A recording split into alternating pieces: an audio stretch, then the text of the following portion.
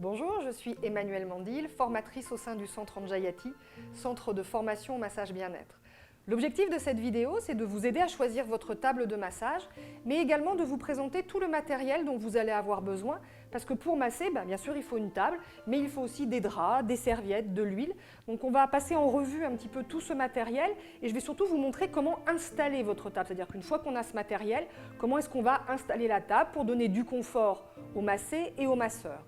On va partir de la configuration minimale, ce qui ne coûte pas trop cher, à la configuration maximale, c'est-à-dire tout le matériel que vous pouvez utiliser, bien sûr pour que votre massé soit bien installé, mais pour que vous aussi, en tant que masseur, ce soit plus confortable. Alors, on va trouver bien sûr une couverture chauffante, un drap housse en éponge, des draps housse en papier, une grande serviette, un certain nombre de coussins, un coussin comme ça forme boudin qu'on va mettre sous les pieds pour éviter les crampes, un coussin qui va nous servir pour la tête quand la personne va s'allonger sur la table, à plat ventre, et puis un coussin quand la personne va s'allonger au contraire sur le dos. Ensuite, un certain nombre de serviettes, des toutes petites serviettes classiques, on verra leur utilisation, et encore voilà, des mini serviettes qui vont nous servir à nous essuyer les mains, à manipuler éventuellement notre huile. Et puis bien sûr de l'huile de massage, donc je vais vous expliquer quelle me semble en tout cas être l'huile la plus adaptée pour masser, et puis aussi quel contenant on peut utiliser, donc on verra, il y a différentes sortes de flacons, moi je vous montrerai ceux que je préfère utiliser dans mes massages. Et puis bien sûr aussi des choses jetables, des strings papier pour hommes et pour femmes.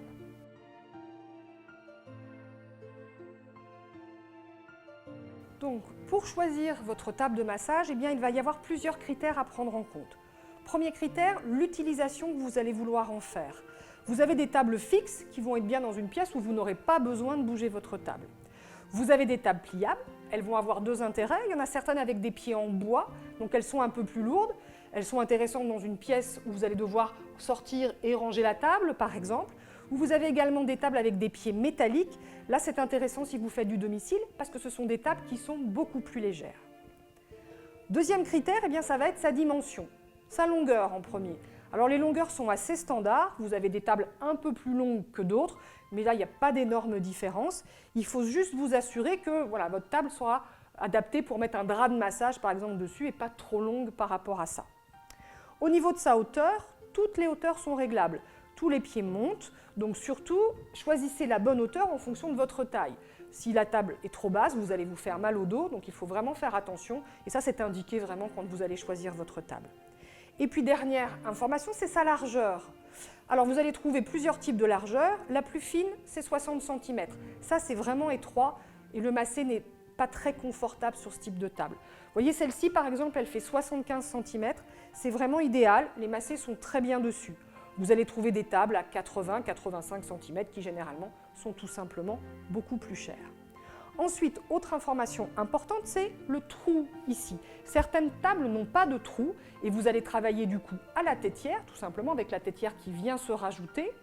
Ça va dépendre de votre pratique et de comment vous avez appris à masser. Moi, je ne travaille pas à la tétière, toujours avec le trou, donc du coup, je préfère avoir une table avec le trou. Et puis, dernier critère, et le plus important, c'est souvent ce qui fait le prix de la table, ça va être la hauteur de la mousse et sa densité. Vous pouvez avoir des tables très hautes, très épaisses, mais avec une densité de mousse qui est très faible, ce qui fait qu'au fur et à mesure que vos massés vont être dessus, la mousse va s'écraser et à la fin, on va finir par tout simplement par sentir le bois. Donc, il faut choisir bien sûr l'épaisseur. Les premières font généralement 5 cm, ça monte sur du très épais, on va jusqu'à du 20 cm, mais aussi la densité. Celle-ci, par exemple, a une densité de 30 kg par mètre cube. Elle fait 6,5 cm au niveau de la mousse, 10 cm en tout quand on la regarde, et c'est vrai que c'est une densité qui fait que du coup, la table ne se déforme pas du tout. Vous voyez, nous on les utilise en formation, donc il y a beaucoup de gens qui s'installent dessus, et vraiment, elle ne bouge pas. Donc faites attention à la densité. L'idée, c'est pas non plus de prendre beaucoup plus, parce que plus ça va être dense, plus c'est dur, et un massé ne serait pas confortable non plus sur une table trop dure, ça devient des tables de kiné, d'ostéopathe, ou ce genre de choses. Particularité ensuite de celle-ci, vous voyez, elle est légèrement cintrée, elle va rentrer au milieu. Moi, c'est ce qui m'a plu dans cette table, parce que comme elle est centrée et qu'on a beaucoup de pratiques où on vient travailler les mi-corps opposés, c'est plus confortable pour le massé parce qu'il y a moins de distance, plus confortable pour le masseur, pardon, parce qu'il y a moins de distance, mais tout aussi confortable pour le massé au niveau de ses bras. Et puis dernière chose, la couleur. Alors là, c'est très anecdotique. Moi, j'aime beaucoup le violet, donc j'ai choisi des tables violettes, mais elles vont être en permanence recouvertes d'un drap. Donc c'est presque plus important de choisir la bonne couleur du drap que la bonne couleur de table. Si vous trouvez une table qui vous intéresse avec peut-être une couleur qui vous plaît moins, ça n'a pas beaucoup d'importance parce que la couleur, vous ne la verrez que quand vous allez la ranger.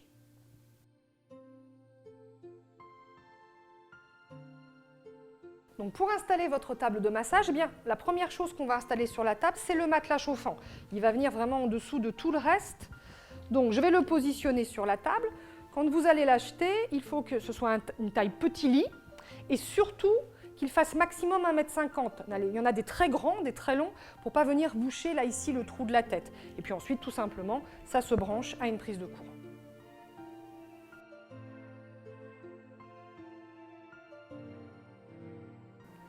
Une fois qu'on a installé le matelas chauffant, eh bien, on vient ensuite le protéger tout simplement avec une serviette. Serviette qu'on va venir mettre au pied, donc à la fin du matelas, sur toute la largeur de la table, parce que c'est ici qu'on prend l'huile, c'est là qu'on va la manipuler, etc. Donc c'est souvent là qu'elle se renverse, c'est là qu'elle va goûter, et sinon très vite ça va tacher le matelas chauffant. Si éventuellement vous n'avez pas mis de matelas, ça va tacher votre table. En mettant une serviette ainsi, vous êtes sûr de bien protéger et de faciliter tout simplement votre entretien.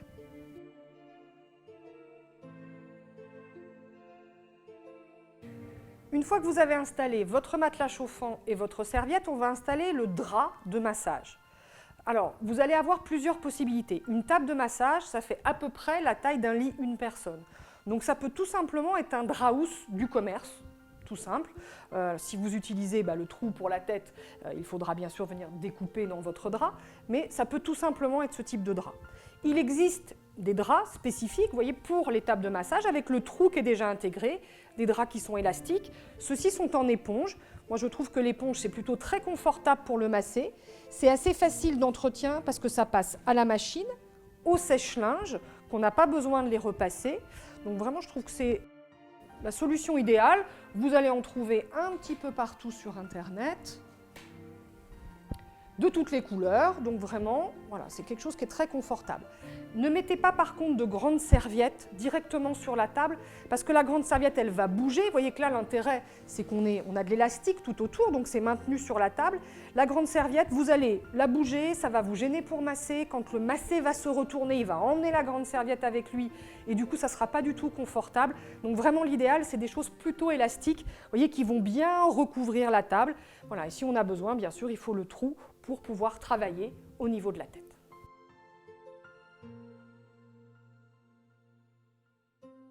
Une fois que vous avez installé votre drap de massage, eh bien vous allez avoir plusieurs possibilités. Tout simplement, soit masser directement sur ce drap, c'est de l'éponge, c'est plutôt très confortable au contact. Par contre, ça vous oblige bien évidemment à changer le drap après chaque massage. Donc ça fait beaucoup de lessive, beaucoup d'entretien si vous massez beaucoup. Il existe également des draps jetables en papier, donc à usage unique, que vous allez utiliser pour chaque client. Donc c'est une forme de drap-housse, donc pareil, très confortable parce qu'ils ne vont pas du tout bouger sur la table une fois que vous les avez installés. Ils n'ont pas de trou pour la tête, donc il suffit tout simplement de découper au niveau du trou de la tête pour pouvoir travailler. Et on va les installer sur la table. Ça rassure le client quand il arrive parce qu'il voit bien que du coup le drap est propre, qu'il s'installe lui directement dessus et qu'on va bien évidemment le changer pour chaque massage. C'est aussi très intéressant si vous faites du domicile. Plutôt que de partir avec 2, 3 ou 4 draps, c'est un peu lourd. Il vous suffit d'emmener un drap, autant de draps de papier que vous aurez besoin. Et voilà, c'est un petit peu plus facile parce qu'il y a déjà beaucoup de matériel, ça limite un peu le poids.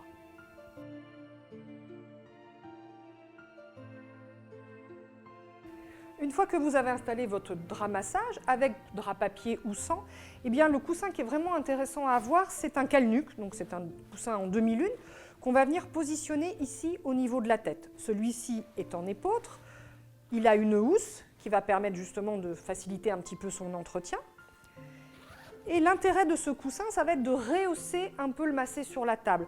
Alors vous avez des gens qui vont être très confortables complètement à plat, et vous avez des personnes pour qui au contraire c'est très inconfortable, notamment les femmes, s'il y a de la poitrine, ça va être plus intéressant de les redresser un petit peu, la personne va mieux respirer. Donc on va venir positionner le coussin ainsi, et la personne va poser la tête dans le coussin.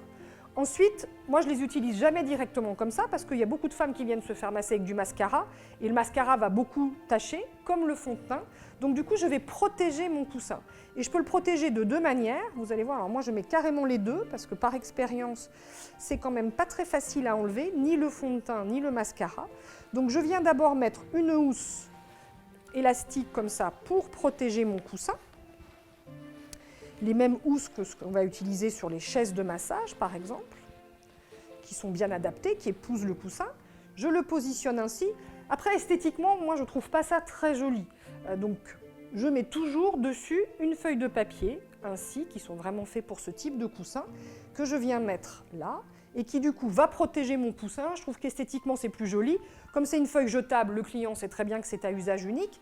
Et l'avantage de ces feuilles aussi, c'est qu'on peut les mettre directement sur la table. Donc si vous n'utilisez pas le coussin, vous allez la positionner ainsi et ça vous évitera également de tacher le drap. Donc c'est intéressant et en termes de confort et en termes d'entretien, de nettoyage pour la durée de vie de votre matériel.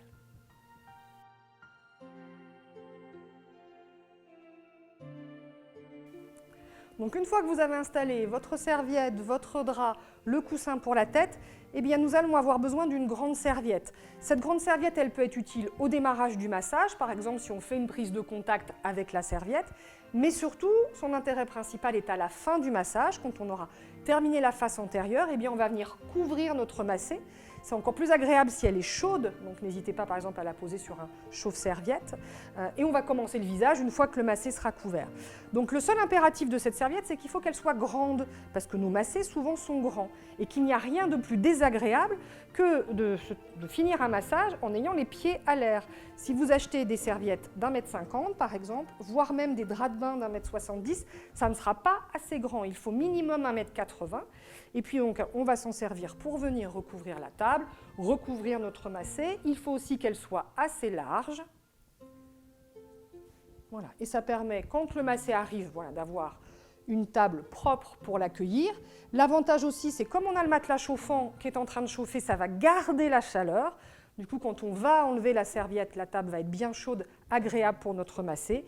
Et puis ça permet, voilà, quand on termine le massage, d'être sûr de le recouvrir complètement.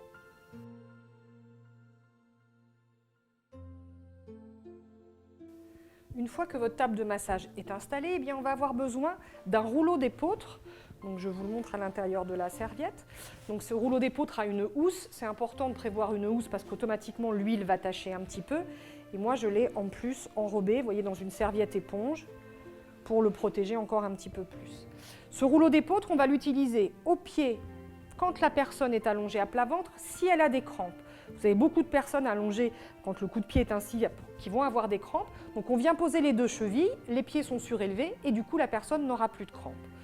Si la personne a mal au dos une fois qu'on la retourne, donc une fois qu'elle est allongée sur le dos, eh bien on va pouvoir venir placer ce petit coussin sous les genoux, juste au-dessus des genoux. Ça va gommer le creux lombaire et ça lui évitera d'avoir mal au dos pendant le massage. Pour des pratiques comme la réflexologie plantaire taille par exemple, où le massé est allongé sur le dos pendant 1 heure, c'est très important de pouvoir mettre ce type de coussin pour éviter des douleurs éventuelles. Donc une fois qu'on a parlé de ce coussin, autre matériel indispensable pour vous donner du confort et pour éviter de tacher tout simplement les sous-vêtements de vos massés, eh bien ce sont les petits strings ou tangas. Là c'est le tanga homme par exemple, le string femme, qui vont permettre que vous ne mettiez tout simplement pas d'huile sur les sous-vêtements et qui vont vous donner accès à une surface de massage un petit peu plus importante. On va retrouver aussi ce type de petits coussins qui vont nous permettre éventuellement de pouvoir mettre un coussin sous la tête du massé quand ils sont allongés sur le dos. Ce type de coussin, on va l'enlever quand le massé va se retourner et vous avez des personnes qui ne supportent pas d'être allongées complètement à plat dos. Pour nous, c'est plus facile pour travailler, mais si c'est le cas, on va pouvoir venir mettre ce coussin, vous voyez qu'il est très étroit et ça ne nous gênera pas pour accéder à la nuque. Que si on met un coussin traditionnel carré, on ne va plus du tout pouvoir travailler. Donc vraiment, ce petit coussin est intéressant pour les personnes qui ont besoin qu'on leur soulage la nuque quand on va les mettre du coup allongées à plat dos. Autre petite chose indispensable, des petites serviettes ainsi, qui vont nous servir à nous essuyer les mains, qu'on va positionner aussi en bout de table, donc on les mettra bien sûr sous la serviette, qu'on va venir positionner ici, parce qu'ici c'est la zone où on va prendre notre huile, donc c'est vraiment l'endroit où on tâche beaucoup les draps, la table, etc. Donc moi j'en mets toujours une ici pour justement limiter un petit peu les tâches, et j'en ai toujours à côté parce que bien évidemment, dès qu'on a commencé, on a beaucoup d'huile sur les mains, si on a besoin de tenir quelque chose, voilà, ce type de serviette est vraiment, vraiment intéressant. Et puis bien sûr, on va terminer par l'huile de massage, indispensable pour notre pratique. Donc voilà, vous allez trouver plein d'huiles de massage sur le marché. Nous, on travaille uniquement avec de l'huile de sésame qui est bio, bioéquitable et qui est désodorisée. Alors l'huile de sésame, tout simplement parce qu'elle a une fluidité vraiment intéressante au massage, qu'on ne va pas retrouver toujours avec d'autres huiles. Et puis désodorisée parce que ça va nous permettre éventuellement d'y mettre des huiles essentielles. L'huile de sésame classique a une odeur forte, très prononcée, ça ne plaît pas à tout le monde, donc ça peut déranger votre massé. Et alors si vraiment vous mettez ensuite des huiles essentielles, ça dénature complètement l'odeur. L'avantage de ce type d'huile également, qu'on ne retrouve pas par exemple avec le pépin de raisin ou avec le tournesol, même dans leur version désodorisée, c'est que l'odeur ne va pas imprégner les draps au fur et à mesure des massages. Vous avez des huiles qui ont une odeur vraiment très prononcée, même quand elles sont désodorisées, et au fur et à mesure des massages, l'odeur devient vraiment insupportable, vous êtes obligé vraiment de jeter le linge. Là, l'avantage de cette huile, c'est que vous allez pouvoir laver, laver, laver, on continue à pouvoir utiliser vraiment les draps sans problème. Donc une fois qu'on a choisi notre huile, dans quel type de flacon on va la mettre? Alors surtout, vous oubliez les flacons pompe. Bien sûr, on va pomper pour avoir l'huile, donc le massé se rend bien compte qu'on est en train de pomper, ça vibre sur la table, c'est très désagréable. Moi, je vous rappelle que les techniques que nous apprenons dans nos formations, le huilage fait partie du massage. Donc ça veut dire que notre massé ne doit pas se rendre compte qu'on est en train d'huiler. Donc c'est pour ça qu'on utilise ce type de flacon avec une circonférence assez large, parce que du coup ça tient bien sur la table, même si le massé bouge, même si nous on bouge, ça reste bien fixe, parce que si la bouteille fait ça sans arrêt pendant le massage, le massé s'en rend compte et c'est pas très agréable. Et en plus, elles ont une bonne contenance de 250 ml, donc quand on les remplit d'huile, elles sont lourdes et elles ne vont pas tomber. Et puis, dernière partie, c'est le bouchon. C'est ce type de bouchon, alors c'est les mêmes types de bouchons un peu que les bouteilles d'alcool à 90 ou à 70. Et vous voyez, l'avantage du bouchon, c'est que, bien sûr, ça va couler, mais si ça se renverse, je n'ai pas toute l'huile qui va venir se mettre sur la table, donc du coup, je ne vais pas perdre mon huile, et ça permet voilà, que ce soit un petit peu plus confortable pour nous dans la pratique. Vous voyez, ce type de bouchon, par exemple, qui s'ouvre complètement et qui, du coup, ont un goulot ouvert, on ne va pas du tout l'utiliser. Si ça se renverse, toute l'huile va se déverser sur la table. Et puis dernière chose, alors là, voilà, qui donne du confort au massé, qui n'est pas indispensable, c'est un chauffe-huile. On va tout simplement venir mettre la bouteille, de l'eau à l'intérieur.